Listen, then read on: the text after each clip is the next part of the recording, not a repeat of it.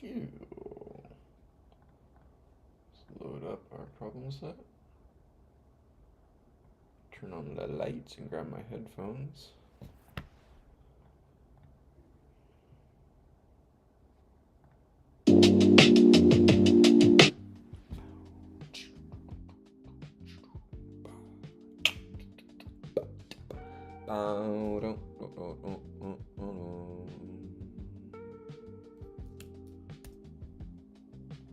Alright, let's do that. Let's do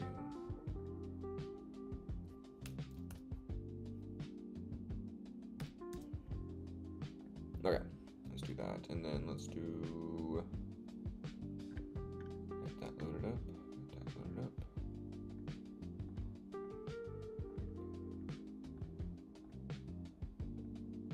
All right.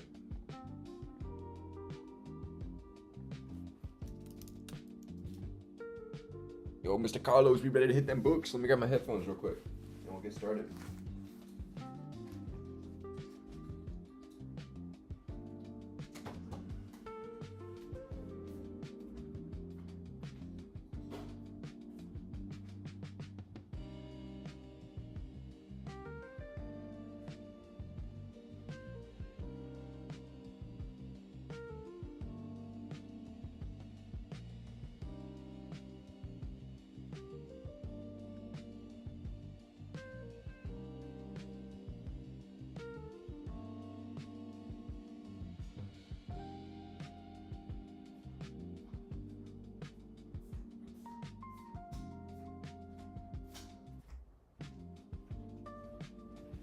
All right, yo. Alrighty. Turn that light on. Alright, enough procrastinating, y'all. The time is now. We are going to be jumping back into MIT 6.002 Introduction to Computational Thinking and Data Science today. It's going to be a good one today. I'm really excited to get back into it. We've honestly been procrastinating this session for way too long. We've been on this problem set for like a month, and it's not even that hard. It's just basic object-oriented Python. It's just I have been pretty lazy doing my own stuff and not wanting to continue. But today is the day. We are going to get this show on the road and wrap up problem set 4 for Introduction to Computational Thinking and Data Science, MIT 6.002 for MIT Open Courseware. All right, let's go ahead and get on into this one. So we are on our problem set here. Okay. Now that's our testing problem set 3 here. So we finished off on our run simulation here, right?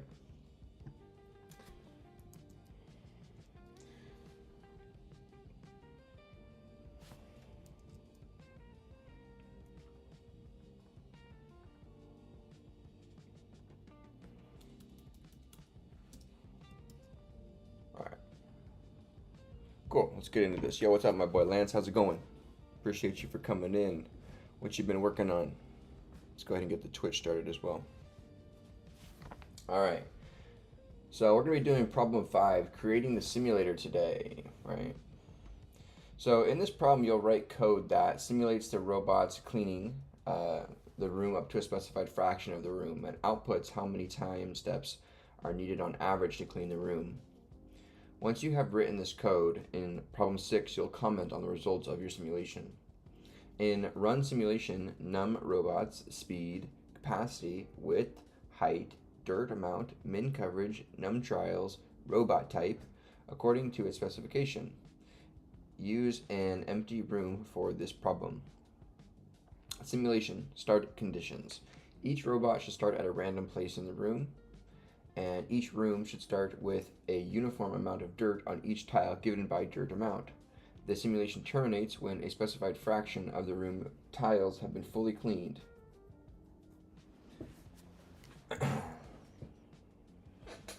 Okay. If you want to see a visualization of your simulation, check it similar to the visualization that pops up when you call test robot movement. Check the end of the problem set instructions. We'll probably have to skip that one because we don't have the testing capabilities with the older Python. Simulate the robot cleaning process for a specified number of trials, right? Given by number of trials. Simulate the robot cleaning the room until a specified fraction of the room's tiles are cleaned. Min coverage. Min coverage is the fraction of tiles to the total tiles in the room. Fraction of clean tiles, right?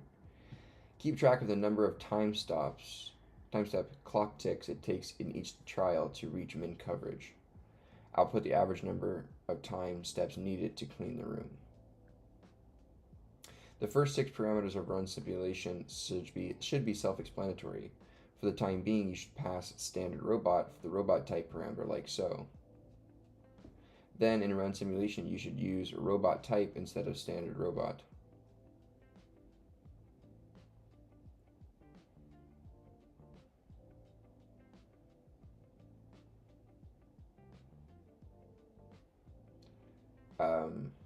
Whenever you wish to instantiate a robot, this will allow us to easily adapt the simulation to run with different robot implementations, which you'll encounter in problem 6. Feel free to write whatever helper functions as you wish. Again, you may find the provided get new position and position class helpful. Okay. Yeah, what's up, Austin? How's it going? How's it going, my boy? What's going on? Okay, let's go ahead and get this one going here.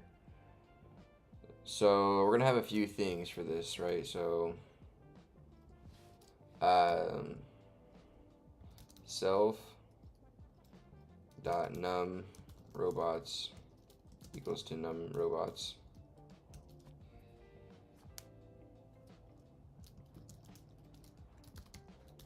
Right, okay, so we're gonna have all these attributes that are gonna get put in here. Number of robots, the speed, the capacity of the room of the robots.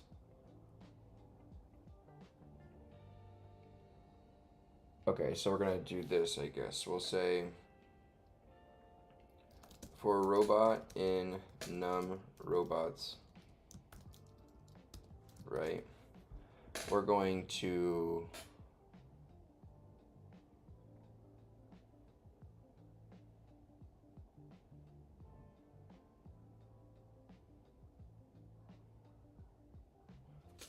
okay. So we're going to loop over the number of robots and assign them all a speed, capacity, right? Or we can just go like this. Let's just say robots, self.robots is equal to a list of robots where we're going to have them be robot type,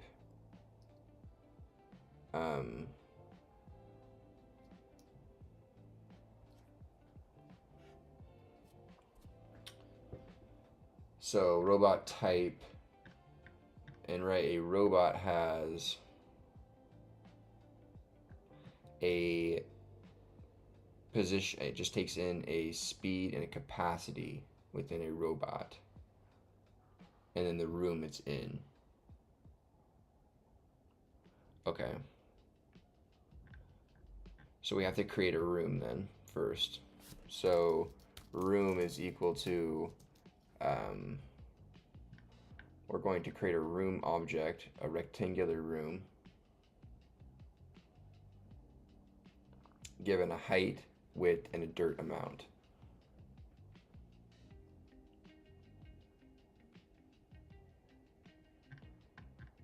Okay.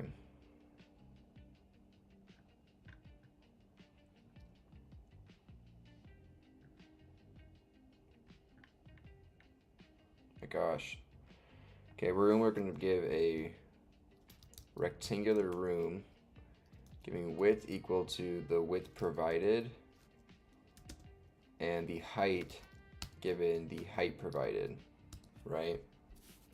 And then the capacity, no, that's not what we're given. So it just has a width and height for a rectangular room. Perfect. So now we have a room here.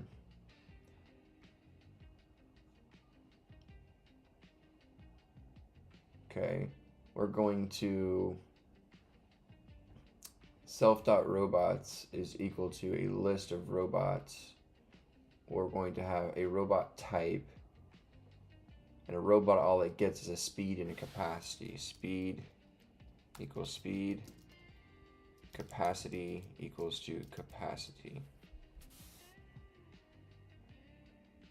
So we'll apply the robot type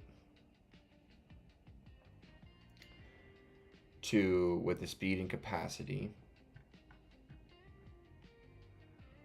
So rectangular room, all it has is, oh, it has a dirt amount as well.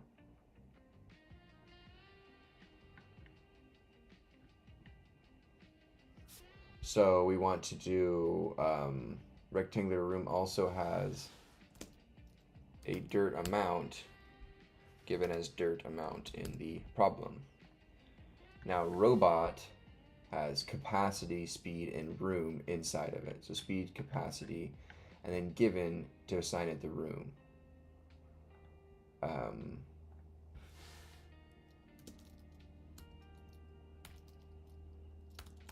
Right, room equals to the room. So this is a list of robots, right, in this function.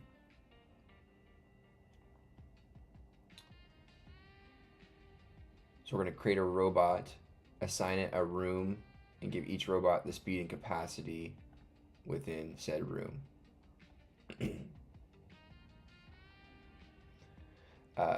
And then we're going to do for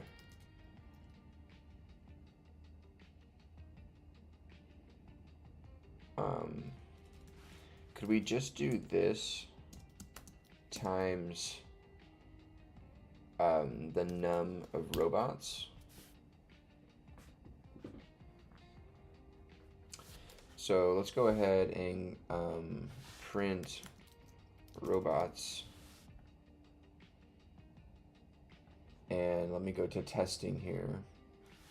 And let me create a, let's go from PS3 import run simulation. We're going to do run simulation of number of robots is 10, speed, let's say, is 1, capacity is 10, width is 5 by 5, dirt amount is 1, min coverage 0.5, number of trials is 5, robot type is, we're also going to import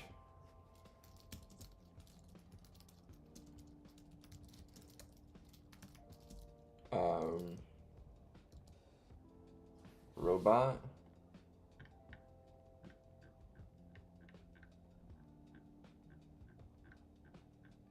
standard robot.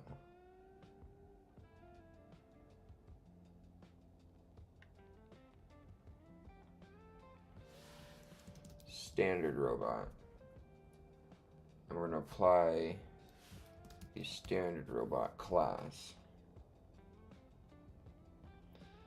So if we run this, we get 10 robot objects. Perfect. Nice. Okay.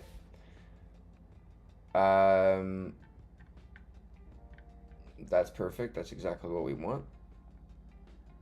What are you guys working on? What's up, everybody? Chat's quiet here, yeah. Okay, so we have a room, and we're assigning each robot the room it needs, and then we're printing out the robots. Perfect. So now what we need to do is run a simulation. Each robot should start a random position in the room.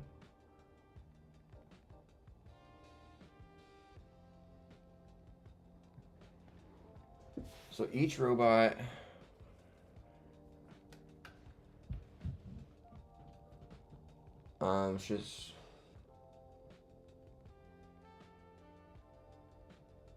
So if I go to standard robot, which is here, standard robot has update and position and clean.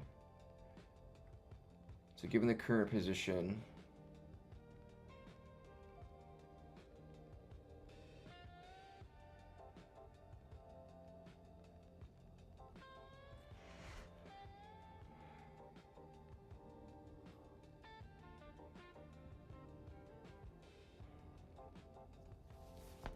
so this will get new position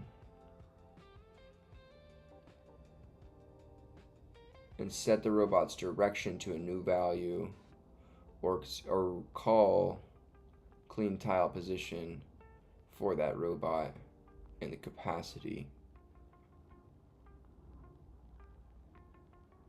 So attempt to remove the new.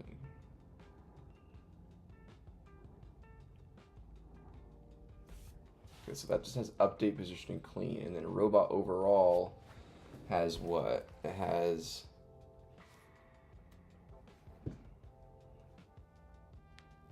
set robot position, get robot direction.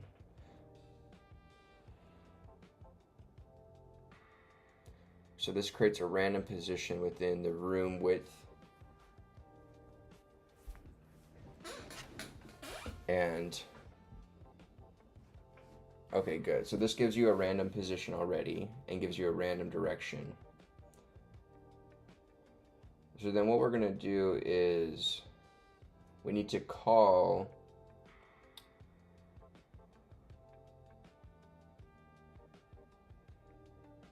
for every robot in the number of robots.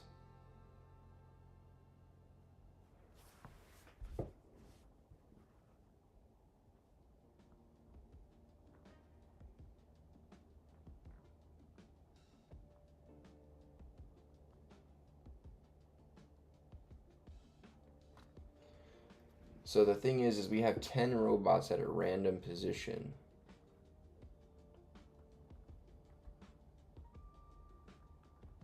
We want to say while, I'm not really, it's kind of hard because I'm not super familiar with all these other functions. It's been a while. So we have a list of robots here. And they're all within this room.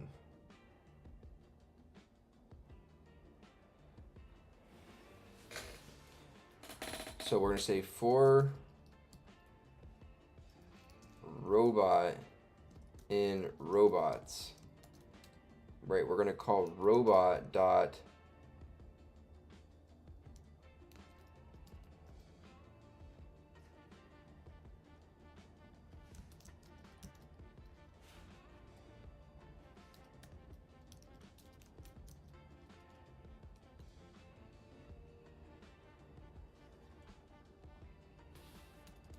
can I assign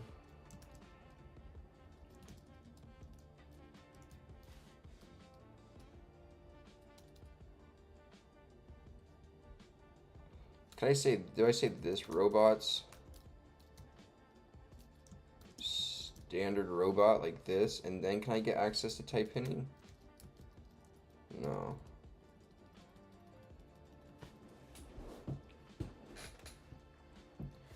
So we say room is rectangular room, and then we create this by the width and height and the dirt amount. We're going to go for every robot.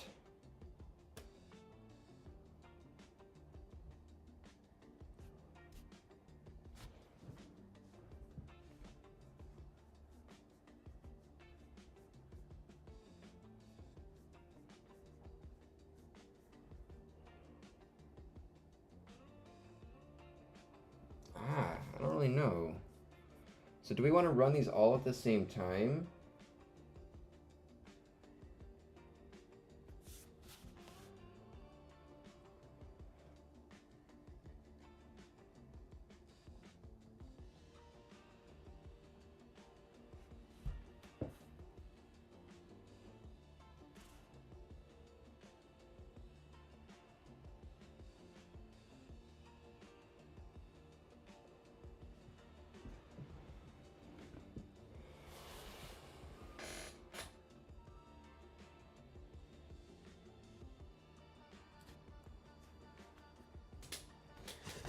Okay, so we have this room and dirt amount, so we're going to say for trial in num trials, right? We're going to create a room.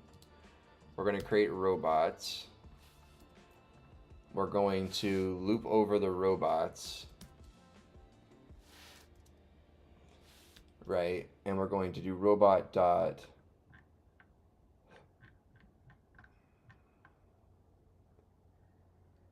update position and clean, which will return us a while robot capacity is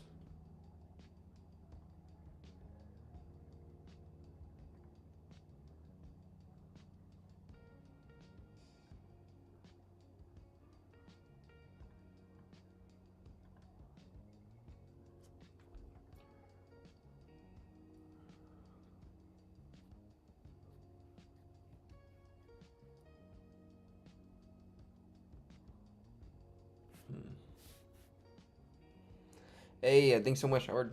Appreciate you. I'm trying to figure this one out here. So we have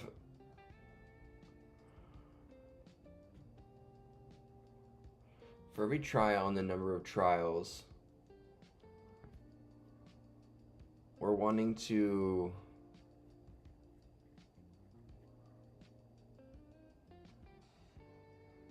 count the number of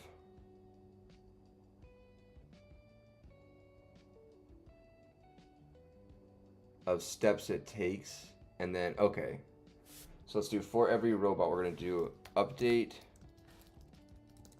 position and clean. Okay, so that'll make either each robot do one move,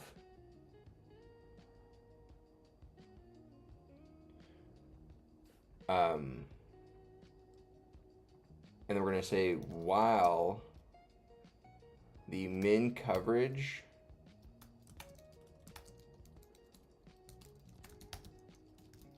is less than,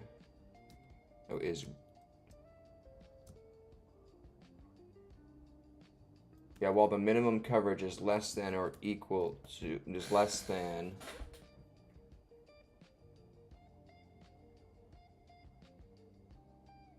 while it's less than the room dot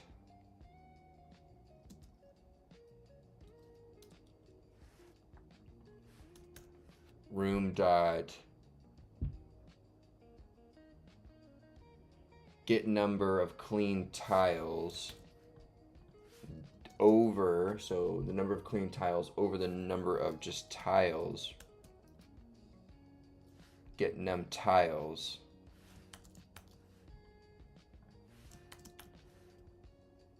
right? While this value is greater than, while the minimum coverage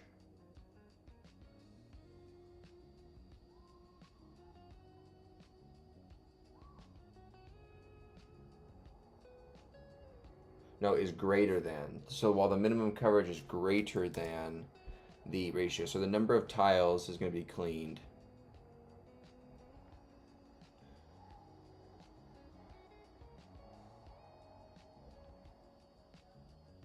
So if minimum coverage is 50%, if we only have 0 out of like 50 tiles, that'd be 0 over 50 or 0, right?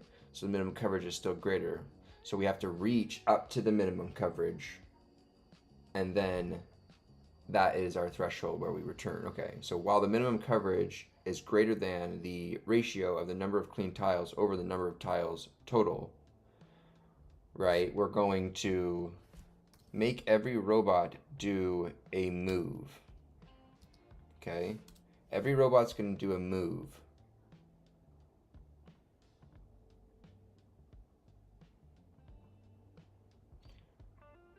So we'll set a variable here and say clean tile ratio, and is at first going to be 0. We are going to then update and clean and get the clean tile ratio, which is going to be equal to what I had before, which was the room.get number of clean tiles over room.get number of total tiles. Okay. So this will update the clean ratio. That will re-trigger the... We're going to update the clean ratio. Or I guess what we'll do is...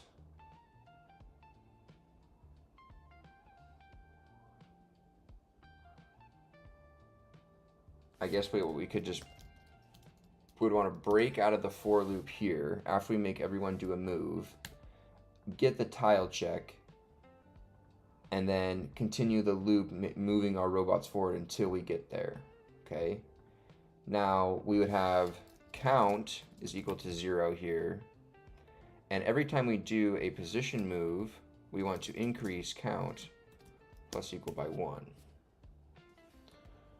So this is the number of steps that it takes. So then we have counts is going to be a list here, and we're going to, at the end of every while loop, or at the end of every trial, sorry, we're going to say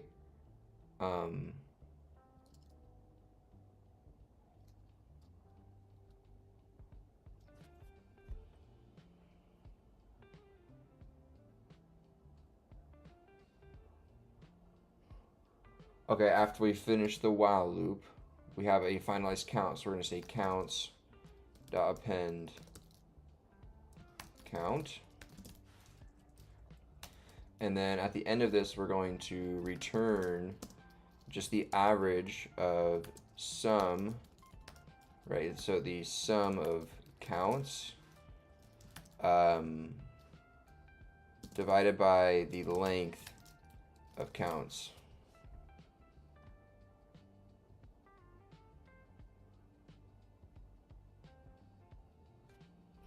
Right?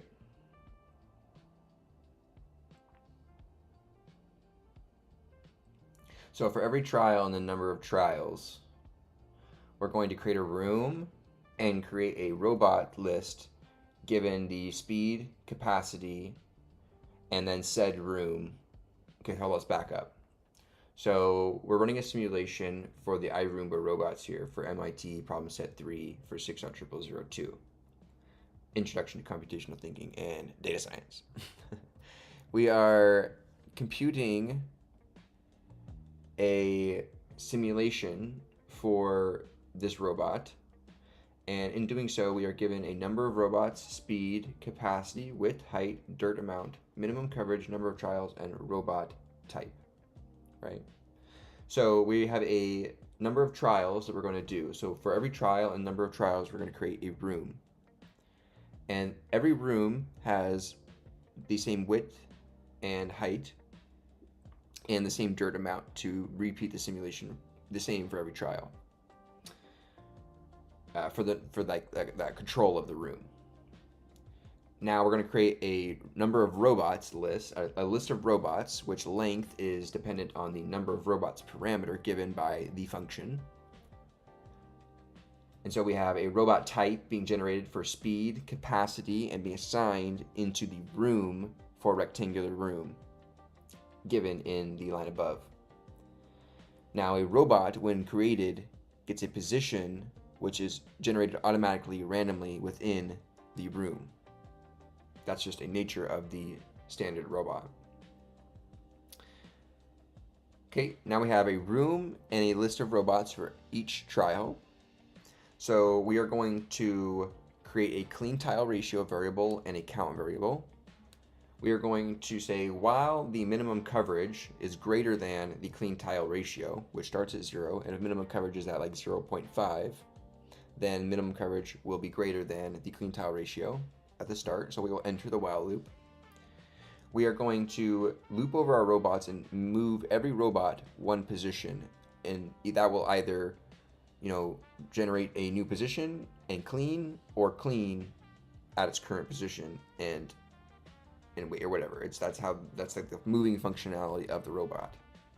It's kind of like one step. After we move each robot one step, we are going to increase the count. That was one time sequence that each robot did. One move, one move, one move, one move, right? We're counting those moves as each robot moves at the same time, basically kind of simulated with this for loop.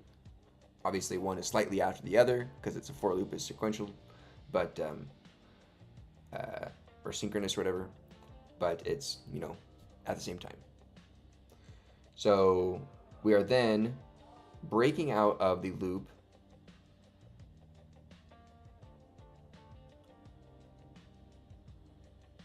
Well, I guess, no, we don't want to break early.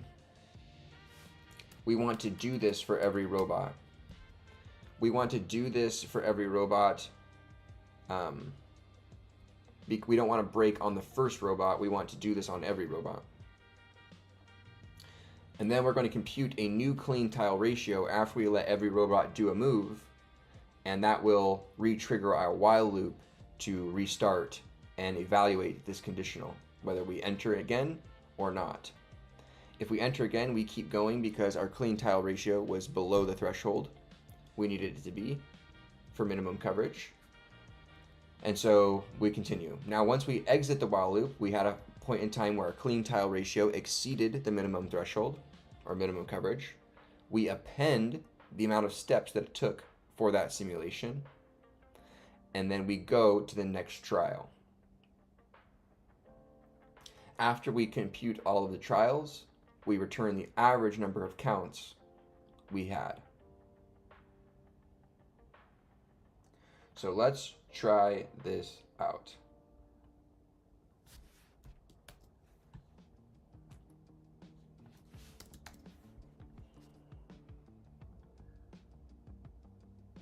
No.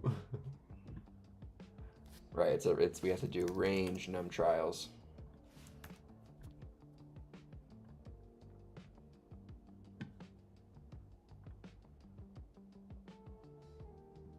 Not implemented error.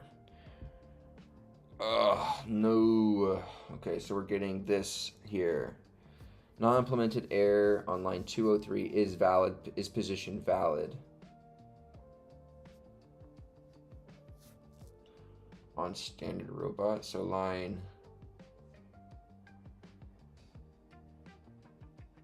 201.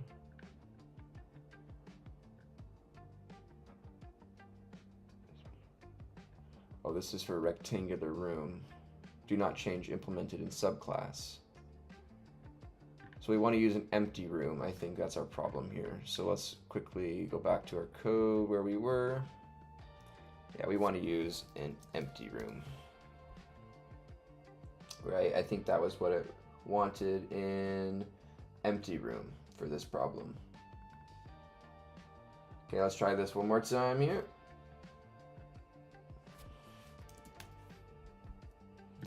Hey yo, how's it going? Hey Tim, how's it going? Mina, thank you so much for jumping in on Twitch. I appreciate you so much joining me. Yeah, we got 22 people in here. Yo, let's go. My name is Michael. I'm 26 years old. I got a degree in human biology, minor in chemistry. Been teaching myself how to code for a little over a year and a half, almost every single day. Really grinding, building projects, doing free courses online. You know, reading books, you know, collegiate textbooks, projects. I've, you know, started really ramping up my coding learning and building projects and whatnot. Yeah, so thanks for being here. We're doing MIT Open Courseware 6.00002. Introduction to Computational Thinking and Data Science. This is the problem set 3, which is a part of week 8. Okay, so let's go ahead and try this now.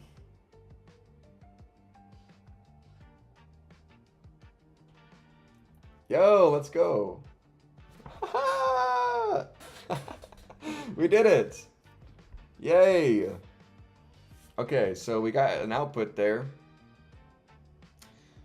Let's go. Let me go ahead and bring this over here real quick.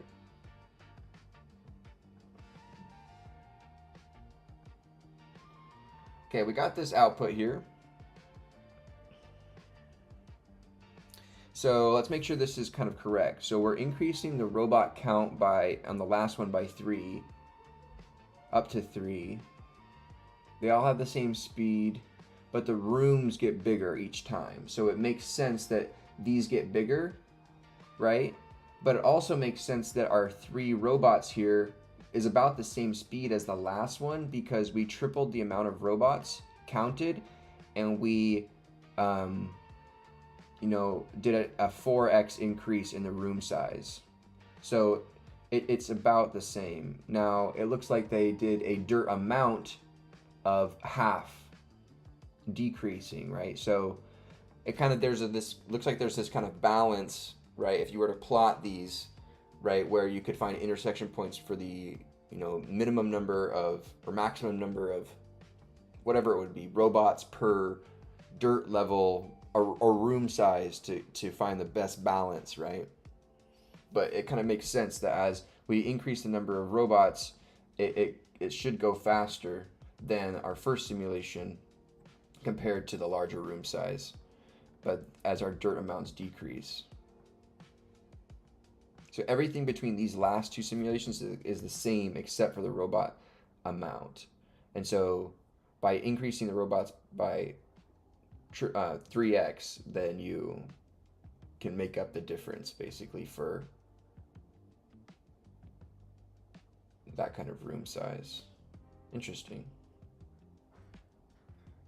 Well, I mean, like 20 divided by 3 gives you about, right, a little over 8 robots or whatever. No, not, or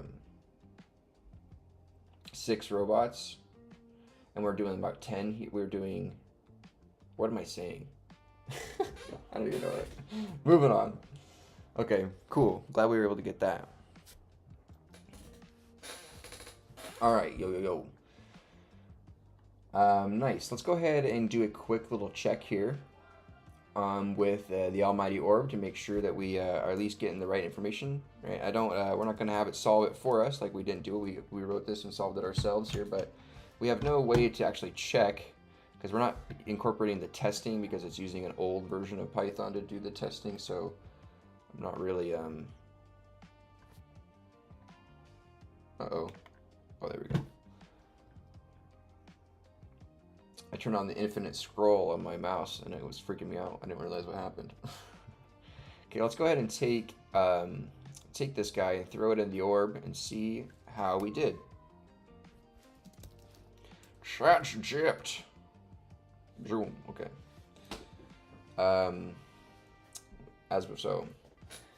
I am working on MIT 6.0002, Introduction to Computational Thinking in Data Science, and I'm currently completing problem set 3 associated with week 8. I am on problem 5 of problem set 3, which is the run simulation, which kind of ties together the entire room and robot classes as a whole into running a simulation. I want to get some feedback on my simulation and how it runs. We are just finding the average count for a number of trials as we move each robot, one position, and that considers a count or a time count, right? Don't, write code or show, excess code that isn't mine. Trying to just keep this focused on what I wrote here. Good. I like that. That's how we prompt, boys. That's how you prompt for learning. Boom. Got it. Thanks for sharing the functions. Let's keep it straight. Keep this tight to what you wrote. Tight. A few key points about your implementation and what's happening. Things you're doing well. The trial loop. You correctly reset the room and robots for each trial. Coverage tracking using clean tile ratio. Cleaned over total minute against min is the right way to measure progress. Averaging counts, collecting counts in a list, and returning the average is the right structure. You're passing speed and capacity into a room, which is good. Subtle issues. Robot list creation. This creates the same robot object repeated in the list, not independent robots. All robots point to the same instance. You want to instantiate a new robot per slot instead of copying the reference.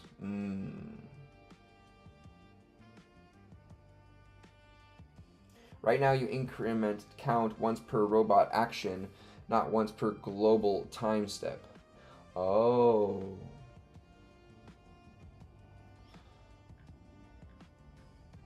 That's big, yeah. Okay, so I do have that wrong. So we don't want to increase count here. We want to increase count after every robot does one move altogether. Think of every robot like all 10 doing one move together. All 10 doing one move together. Like, right? You know, in some random fashion. All right, so that'll adjust that. Now we are creating a robot object that's the same reference.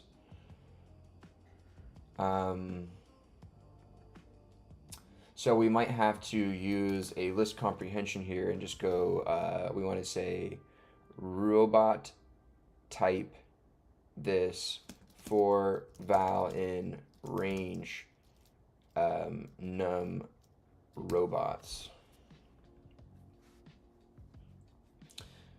Right, so that will give us a list of unique objects of robot type for every value in the range of number of robots.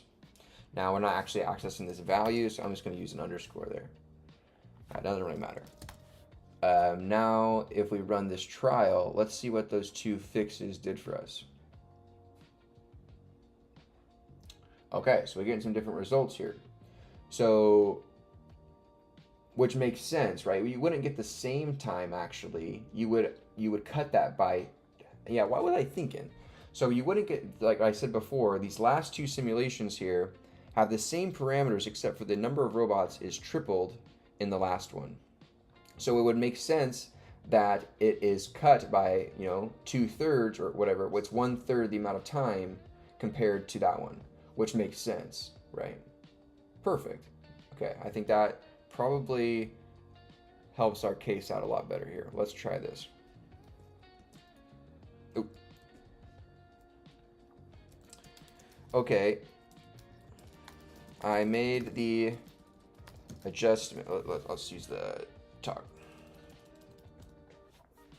Okay, friend, I made the adjustments and this looks a lot better because I am getting, on my last simulation, by tripling the robot count but keeping all other parameters the same, I am basically running at 1/3 the time cost, which makes sense per the triple robot count.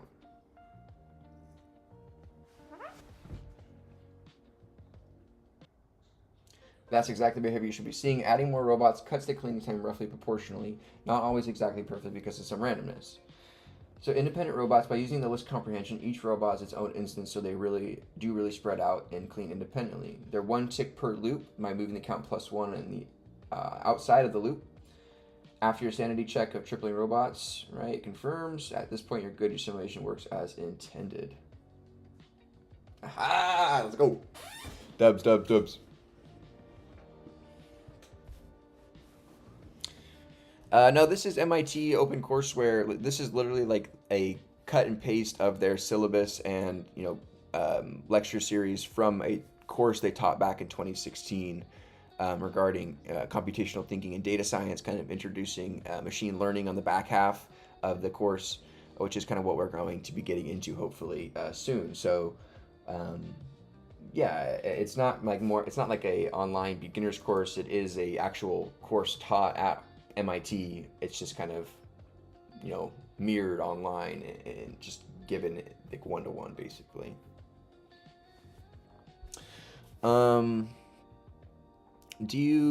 Abdul says, do you think I can build humanoid robots with Python only hardware? I don't know, dude. What the heck?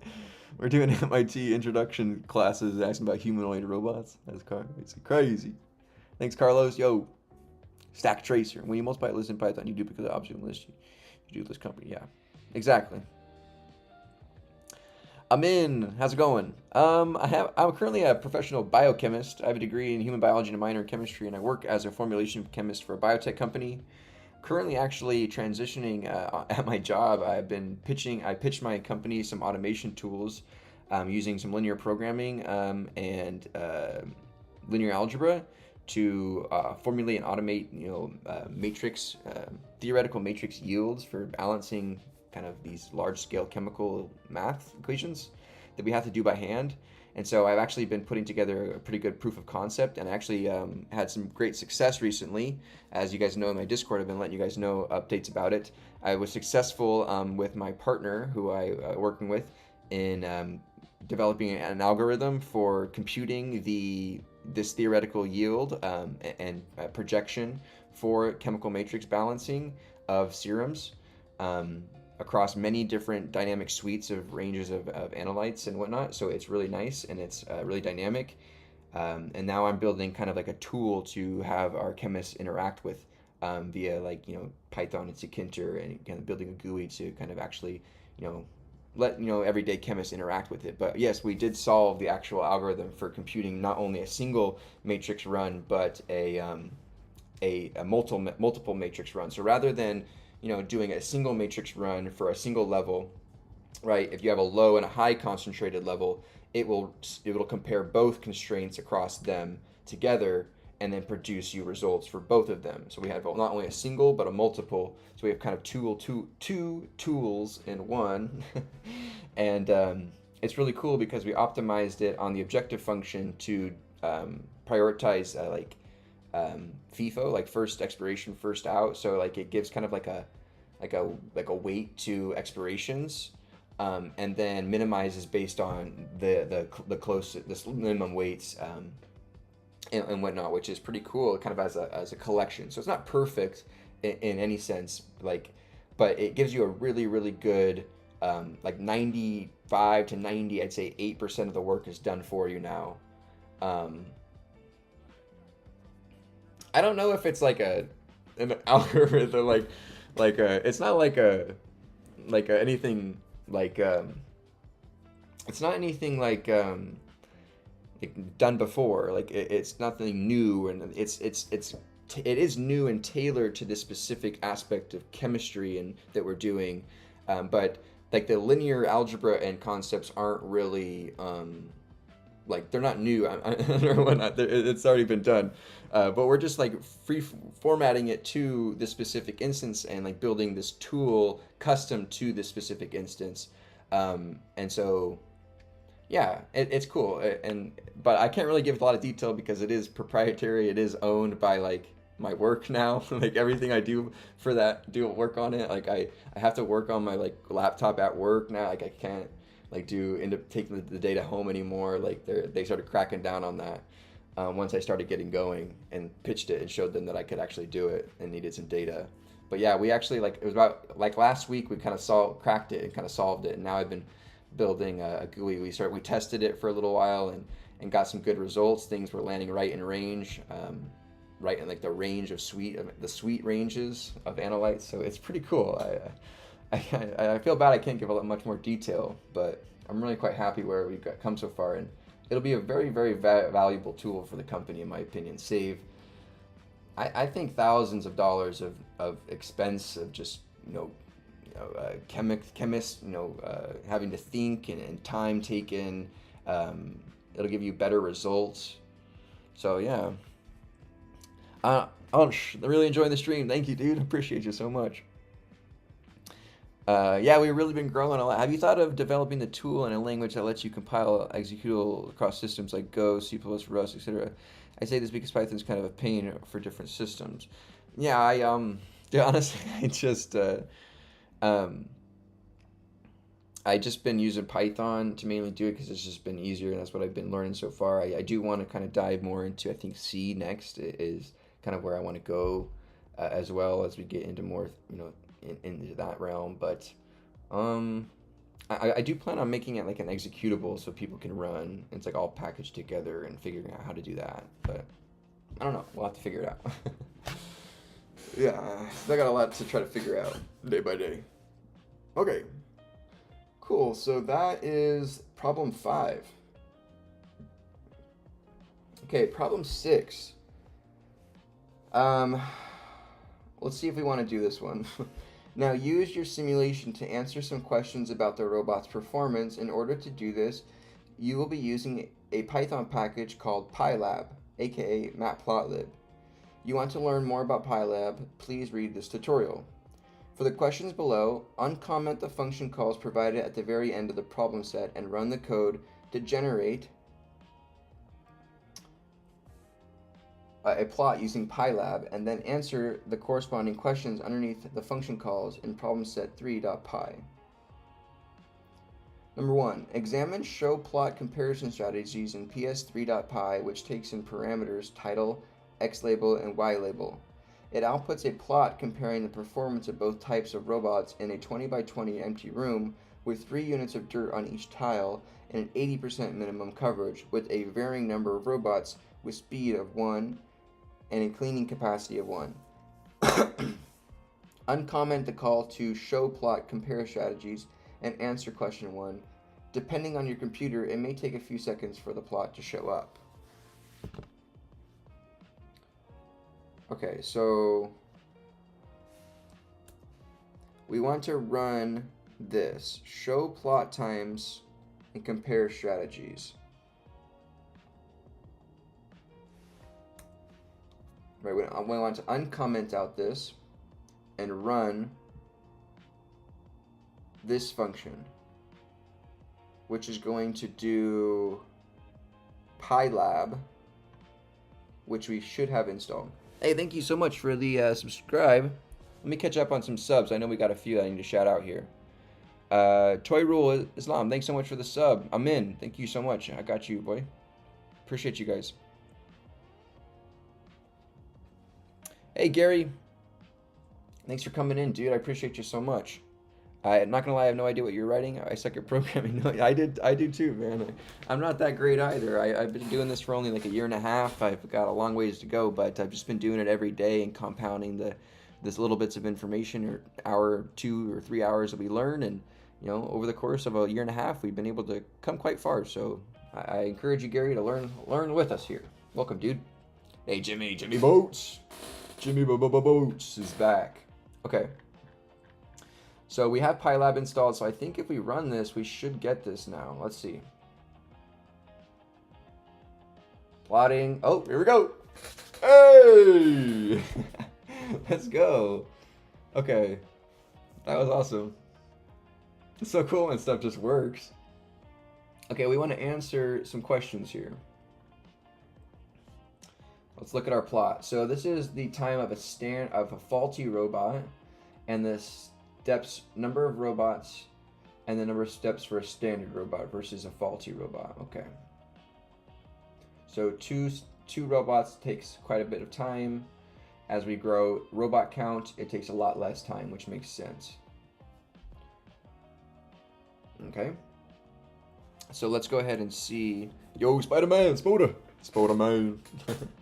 I appreciate you, man. What you've been working on? Let me know if you guys are in college or CS grade majors or whatnot. I'm always curious to know how you guys' classes are going. I'm quite jealous. I wish I was in some of them. Okay. So we want to answer some of these questions here to wrap up. Finally getting done with this problem set. Oh my gosh. It's a long one. How does the performance of 2 robot types compared when cleaning? How does the robot of the 2 robots compare when completing a 20 by 20 room? Honestly, it's not that bad. So what was the big difference between a faulty robot and a standard? A faulty robot is a robot that will not clean the tile it moves to and pick a new one in a random direction for itself with a probability of P, rather than simply cleaning the tile it moves to. So if it has the probability, right? If it's faulty, right, we're going to get a new direction. Else we get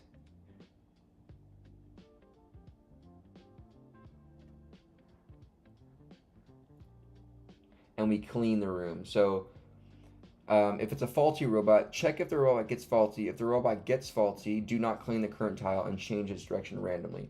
So you basically have this odds that it basically will not clean on that tile. Okay. And if it heads or tails that you clean on this tile or not. Whereas the standard robot always will clean if it has capacity. Okay. So honestly, not too bad. You definitely have a little bit of, spread, but it doesn't seem crazy. They're doing simulations here for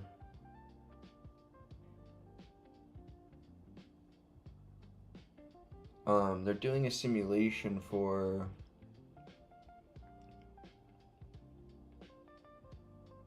number of robots given with a faulty robot. What's the faulty robot probability? I don't think they're giving it. Oh, 0.15?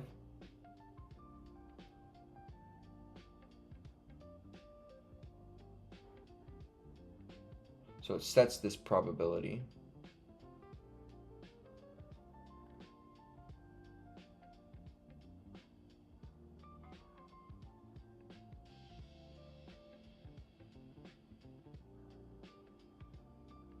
So if the random probability is less than this one, then it's faulty. So you have a pretty low chance, right? You have 15% chance that it is faulty, right?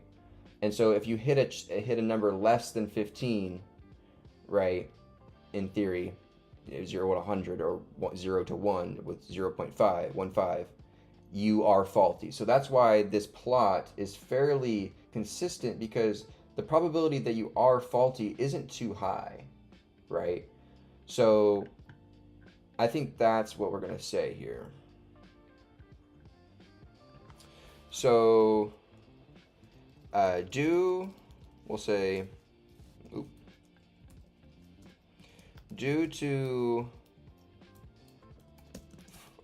faulty robot having a get faulty probability of 0.15 or 15% faulty, it is not very likely that the robot is faulty. Now, 15% is kind of a lot, but not in like the grand scheme of this simulation, right? So due to faulty robot having a get faulty property of 0.15 or 15% faulty, it is not very likely that the robot is faulty. Thus, we see a similar correlation between the two robots for these simulations. What do you guys think?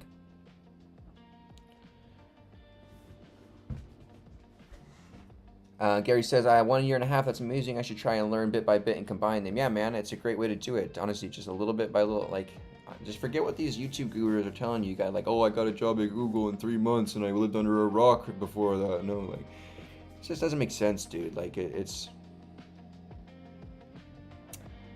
I'm a high school student studying computer science. These problems look fun. What made you get into computer science? Just wanting to learn more and gain new skills. I'm a physical scientist, and I wanted to combine that with computer science to, have better skills to convey my, findings or my work better.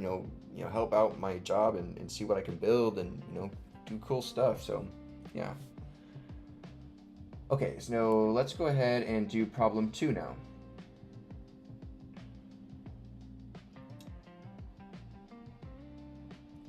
Okay. Examine the show plot room shape in ps3.py, which takes in the same parameters as show plot compare strategies. This figure compares how long it takes 2 of each type of robot to clean 80% of empty rooms with dimension 10 by 30, 20 by 15, 25 by 12, and 50 by 6. Notice the rooms have the same area. Uncomment the call to show plot room shape and answer the question 2.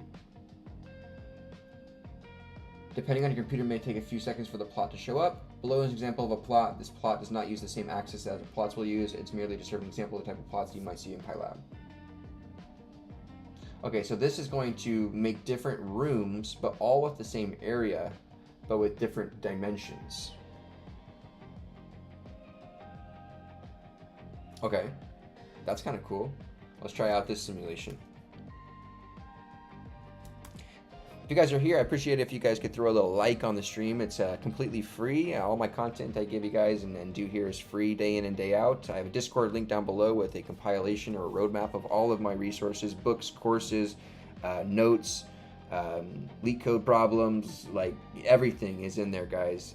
Stock picks, like everything, all in there for free. So check it out, guys. It's all in there for you. So let's go ahead and run this one.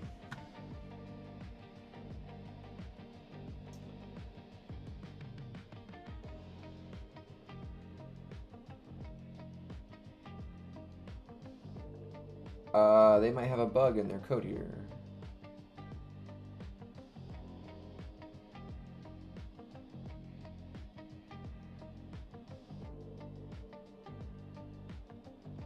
times1.append run simulation with this.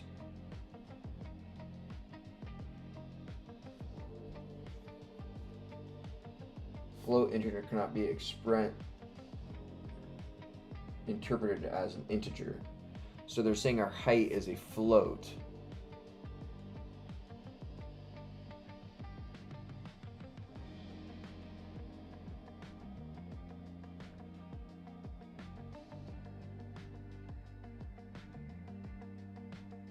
What? So height is the 1, 2, 3, 4, 1, 2, 3, 4, fifth parameter.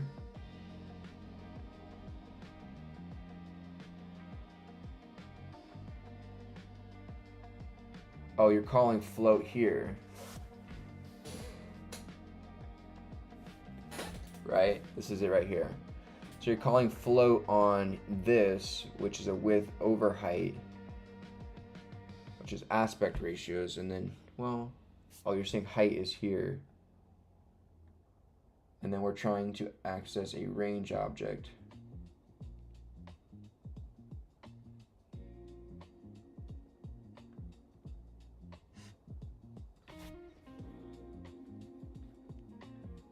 Huh.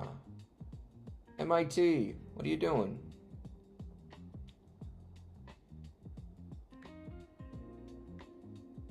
Right, so I'm doing this here. I'm creating a room, or I'm doing a robot. No.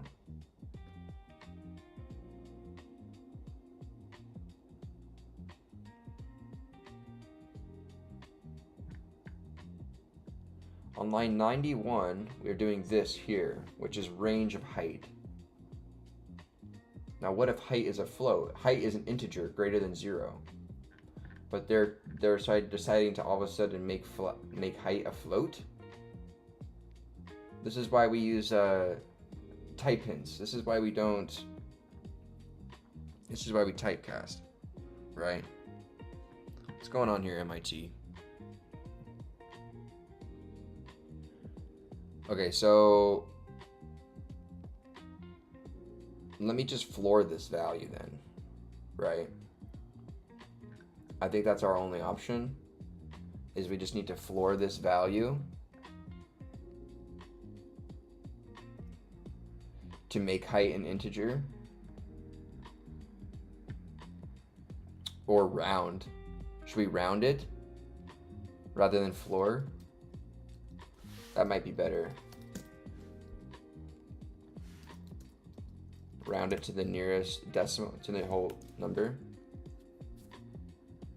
Do you have to give a value? No.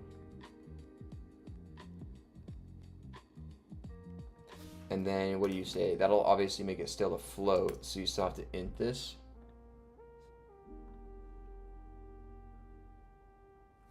Here it goes. It's going slow, boys. It's going. It's going. It's going. There it goes. Ah, wow. There we go. Look how Get Faulty really has some troubles here.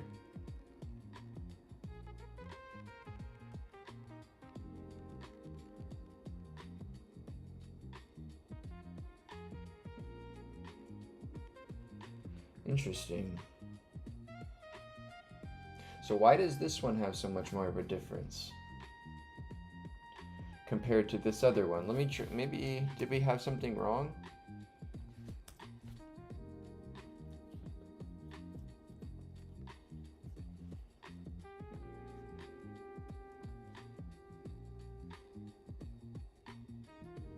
No, they're pretty similar. Right? Vanch, my boy. He's back. The boy is back.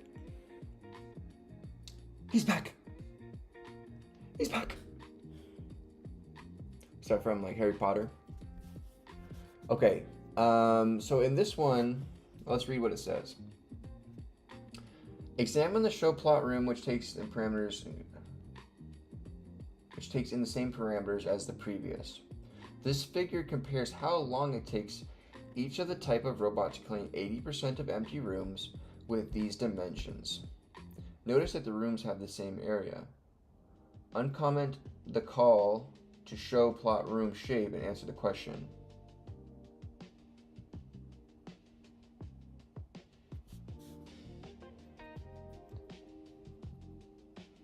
So what's our question?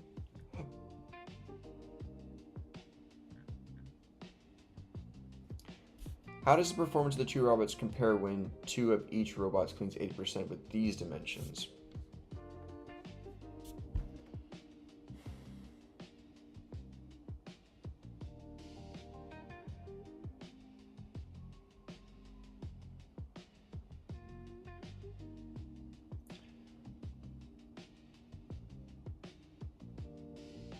So as the aspect ratio increases, you have a dramatic increase in the time it takes, past about 1.5. But why? Anybody who's interpreting? Who's got an interpretation for this? Why does the get faulty robot? Well, we see the trend in both of them, but one is extremely more exaggerated than the other, right? So in the orange line for the faulty robot, as the aspect ratio increases for the room,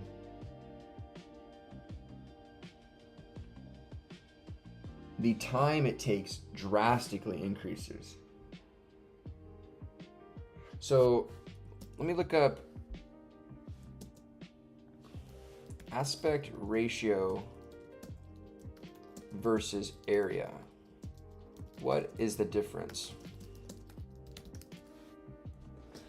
These are related but distinct concepts when related to a room for your robot simulation. The aspect ratio, the width over height, is the shape of the room, not the total number of tiles, if it stays the same. The area is the total number of tiles. Increasing area will generally increase the number of speed. Changing aspect ratio, making the room larger, longer, or narrower square, affects both robot path distribution. You might get slightly better or worse efficiency due to movement patterns, but the total times must be dominated by area.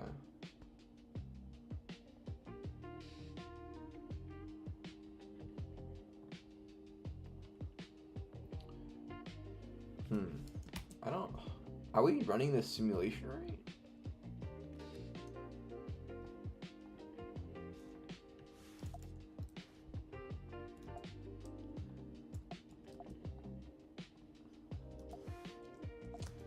What the heck? Copy. Copy.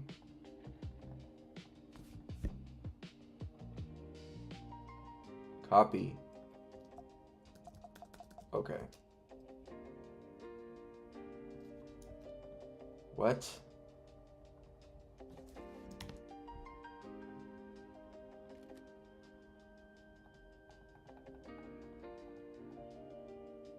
Copy image.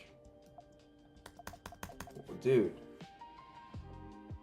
I can't paste images in here?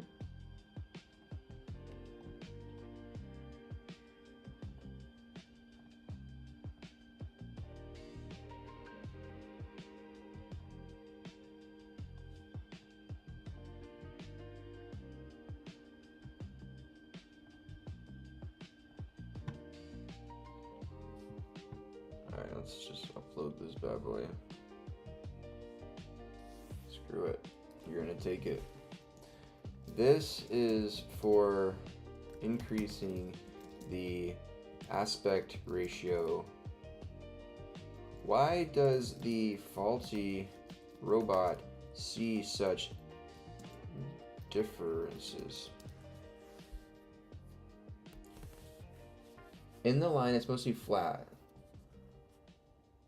A slight increase in time with the aspect ratio. Standard robot moves deterministically or efficiently depending on your implementation and does not fail, so the shape of the room has little effect. Cleaning 80% of the tile depends mostly on total area, not whether the room is long and narrow or more square. Faulty robot. The orange line has a sharp dip around aspect ratio 1 to 2, then increases steadily for larger ratios. Why the difference? Faulty robot has a probability of random failure or behaving unpredictably each step. In a long, narrow room with a high aspect ratio, a robot may get stuck in one corridor-like section or repeatedly try to move in blocked directions, leading to more wasted moves. In a near square room, there's more freedom to move. Random missteps are less likely to overlap. Clean tiles excessively, so cleaning time is slightly shorter. As a room gets more elongated, right? So as you go from a square room to like a rectangle room, you potentially might get like stuck ping-ponging against the walls potentially, right? Okay, so that kind of makes sense. Like if you have a square room, right, you kind of have more room to like randomly bounce at even ratios from every kind of point of the wall. Now, some walls, some are like in these corners are a little bit closer, but generally you have a balanced kind of, I don't know, would it be like a sphere almost, like a of the inside of the circle of the square, right? Where the edges are kind of like these outliers. And then for like a rectangular room, right? Something like this, you could like ping pong against these walls and not be very efficient. So that's a scenario I could see, right? Okay, just kind of brainstorming some scenarios. Like if you were in a long rectangular room, you could like basically ping pong against very close corridors. Whereas if you are in a nearly perfect aspect 1 or 2 aspect ratio room, you kind of have that general sphere area in the middle where the corners are kind of these outliers or less frequently visited.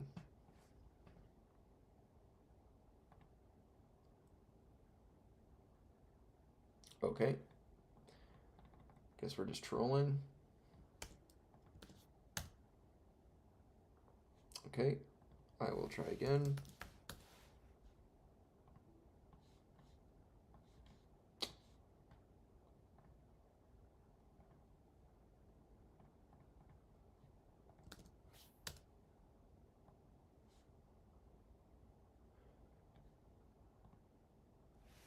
This is a really interesting way to think about spatial coverage dynamics. Long, narrow aspect ratio rooms behavior. Robots or trying to bounce along long corridors. Certain lanes get visited. Implications coverage might be actually be efficient.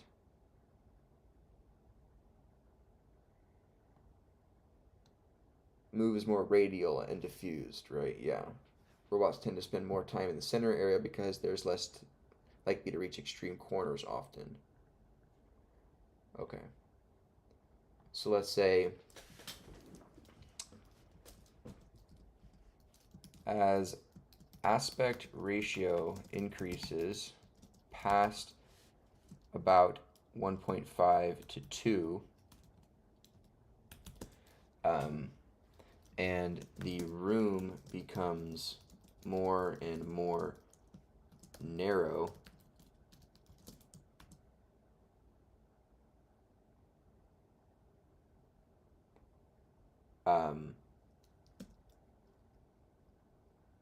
the movement of the robot becomes less radial and can become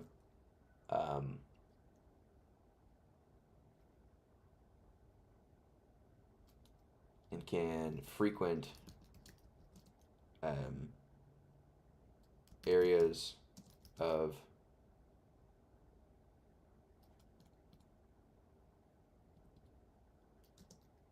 so how, I'm having some trouble kind of phrasing this.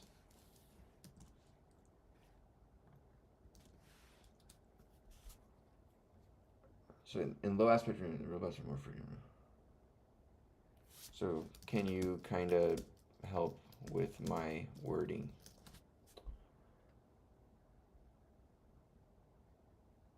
Aspect ratio roughly past 1.5 to 2, the room becomes more increasingly narrow. In this configuration, the robot's movement shifts primarily radial to move linearly to more linear along long axes. This allows the robot to frequently traverse areas that would otherwise be visited less often and more sweet. Yeah, that looks good. Kind of didn't really know how to say that. So the aspect ratio increases past this point, the room becomes increasingly narrow. In this configuration, the robot's movement shifts from primarily radial to more linear along the long axis. This allows the robot to frequently traverse areas that would otherwise be visited less often in a more square room. So then why does that take more time?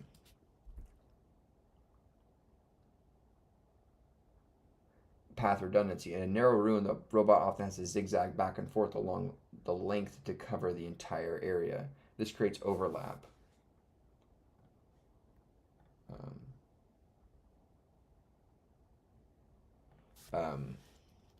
These areas have a higher likelihood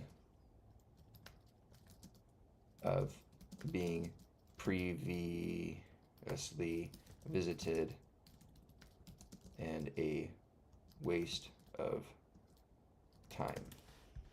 Something like this.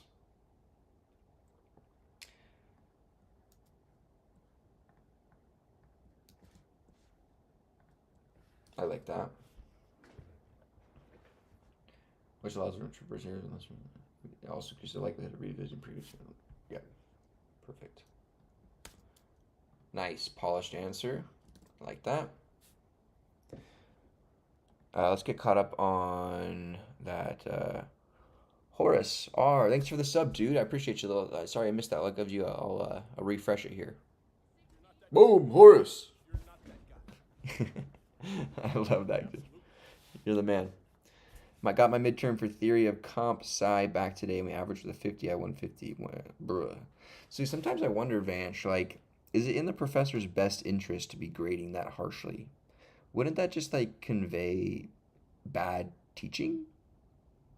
Like, at a certain point, like, is the material super difficult or is it poorly conveyed? Like, it's definitely a mix of the two, but if it's consistently not improving, even if technologies are improving and kids are getting smarter, then it's got to be a professor gap. That's what I've thought about some of those like professors that grade like that and then curve like why do that when why not try to be a better teacher to help your students like understand the material better? I don't know, like I've had the inverse view.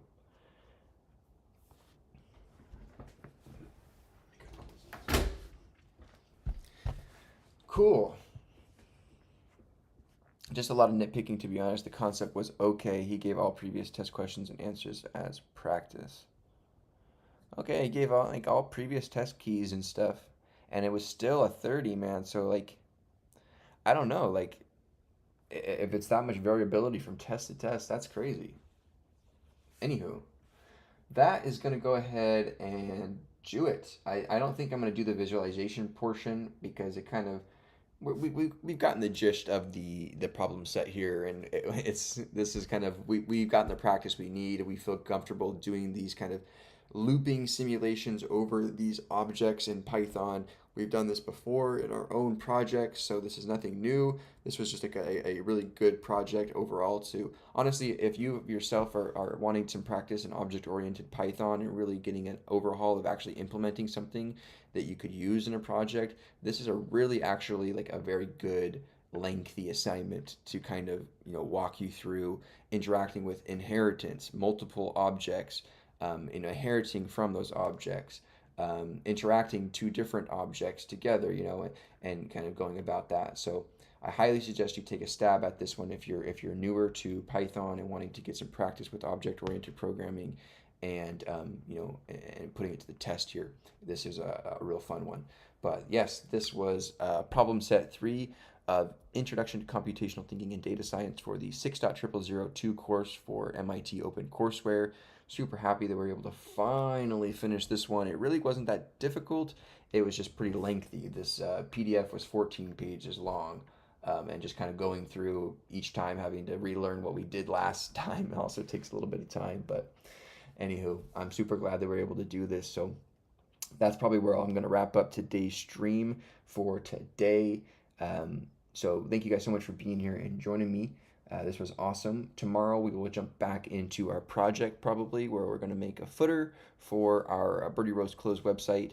I posted some pictures in our Discord of our most recent push for the GUI. So make sure you guys check that out if you're interested to give me some feedback for styles.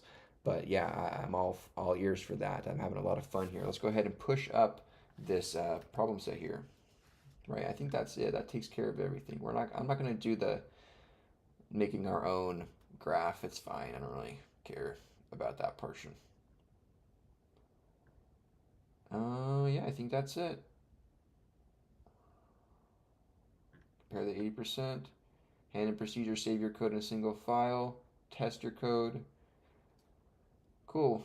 Again, we couldn't do the testing because they did have this in an earlier version of Python with an unsupported package that was, discontinued or whatnot. So I'm not really trying to, it kind of defeats the purpose. We're just kind of getting the information and solving what we can. We're not getting grades or anything, so it's not really like that pressing to do all that. But yeah, git add here, git commit -m, finish, problem set 3, git push, boom. Yes, super happy. You guys can check out this problem set. My answers live on my GitHub right now if you'd like to compare yourself as you go along. Again, I'm not using the testing or anything, so because I'm not backdating to an early version of Python. I'm just kind of doing what I can. So I was able to solve about 95% of it, 99% of it, just not with the checks or whatnot. I wrote in my own checks in this testing.py. So if you're also using a newer version of Python, go ahead and uncomment these out as you go through the various problems, and it'll be some good checks to make sure you have everything you need. So thank you guys so much for being here. Let's get caught up real quickly. Got half the points taken away from a question because my explanation wasn't correct in his eyes, even though it was common sense. The curve is going to hit, though, 55% to A, B plus, or A minus at best, he said. Oh, there you go. A huge jump. See, why even, do that curve in the first place? Why even, I don't know. I feel like it creates, really, it's kind of like a psychological torment on students. It just creates, an unneeded sense of pressure when they really should just be focusing about the material, not about the grade. Yes, they kind of go hand in hand, but if you're so worried about the grade that it impacts your performance on the material, then I just really think that it's honestly, I kind of disagree with some of those professor mentalities or motifs or whatever. Why are you consistently grading at a 30% and then having to curve 50% upwards? Why not just try to make the test more manageable for your students to have them feel more, I don't know, have a better grasp on things. I don't know, maybe the material is that difficult and it's just difficult. I don't know, maybe I'm being naive or whatever, but I appreciate you guys being here and hanging out with me. And yeah, Vansh, good luck to you. I appreciate you. I'll see you guys tomorrow. I'll be back. Hey, Justin, thank you so much. I appreciate you too, Justin. You're awesome. Message me in Discord if you have any questions and would like to chat with me. Leave a like here if you guys could. I really appreciate it. It really, really helps actually, just to show that you guys, are enjoying the streams. See you later, potato chip. Peace out, dudes.